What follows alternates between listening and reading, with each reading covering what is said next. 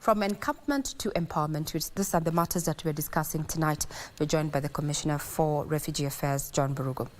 Before we took that break, we were talking about how this Shirika plan has put into consideration matters of access to health. Now let's look at the geopolitical aspect when it comes to refugees. It has not just happened to Kenya or even just the Horn of Africa, so to speak, but we are seeing a rise in political unrest, civil unrest and such.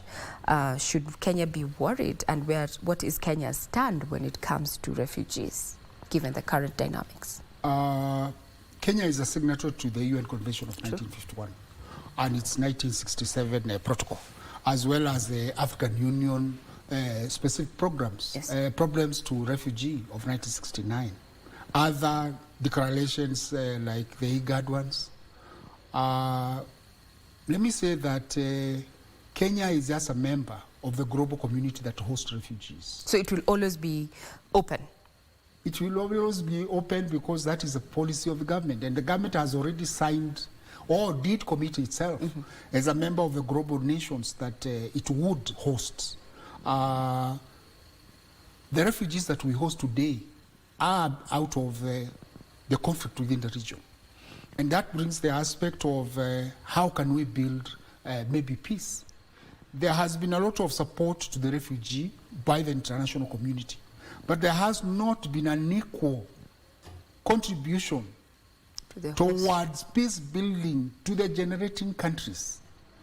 Of course, there has been regional bodies like IGAD, East African Community, where we have senior personalities being appointed to as special envoys to create peace, like what is happening in DR Congo, Sudan, South Sudan, and all. However, we feel that there is need for the generated countries. The aspect of, there are three durable solutions. Durable solutions in the sense that there should be voluntary repatriation. When conditions improve of the original countries, there would be also resettlement to third country, depending on the quotas that are available. And the last one is the localization. That is where Shirika plan comes in. But that leaves the biggest chunk of over 600,000 as the burden stroke opportunity by the government of Kenya. And that is where we want to leverage the potential, the capacity, the innovativeness, and the creativity that comes with the refugees. Okay. How can we be able to tap? And that is where Shirika plans comes in. So that as we shift from dependency, humanitarian to development, then the refugees would have an opportunity to be productive, to also be contributors to the welfare of Kenya, to be taxpayers. And that is where, as a department, we are progressively documenting them. As I said, we have 747,000 registered. So they have IDs, meaning we have recognized them. But we have one element that is called KYC principle, know your customer. Yes. And therefore, the banks, the financial institutions have not been confident enough with the current legal frameworks. We are engaging them, and as well as Central Bank and National Treasury, to ensure that we have what we call anti-money laundering, counter-terrorism regulations of 2023 to recognize the refugee ID, so that then they can open their accounts, they can transact under the financial ecosystem of the country, and then that way they would be able to set up their businesses.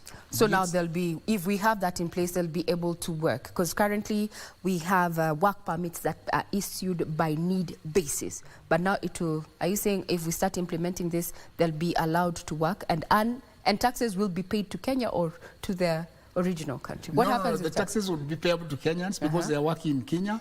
They will be registered by KRA. Yes. Even today, there are some who are able to do that, albeit under the guise of a Kenyan citizen. Okay. Even telephone numbers they do have, but that comes with a lot of risks and challenges. But when we now onboard their data into the integrated population management system, roll out Shirika plan, and integrate them into the financial ecosystem, then they'll be free as Kenyans to integrate, to ensure that they improve their livelihoods. They will be employable.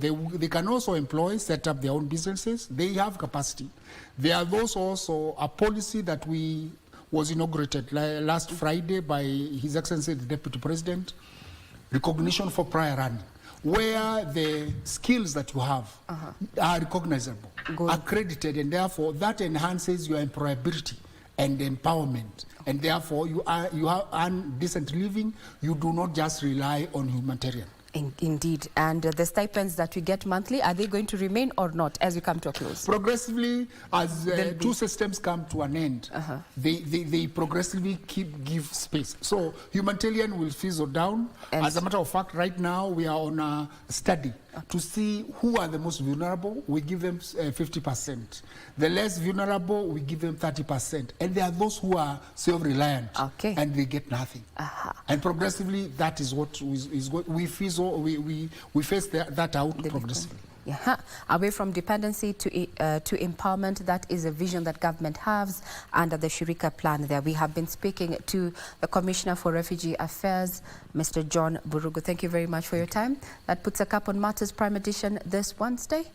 Do sure to tune in as far as the conversations around matters of refugees are concerned.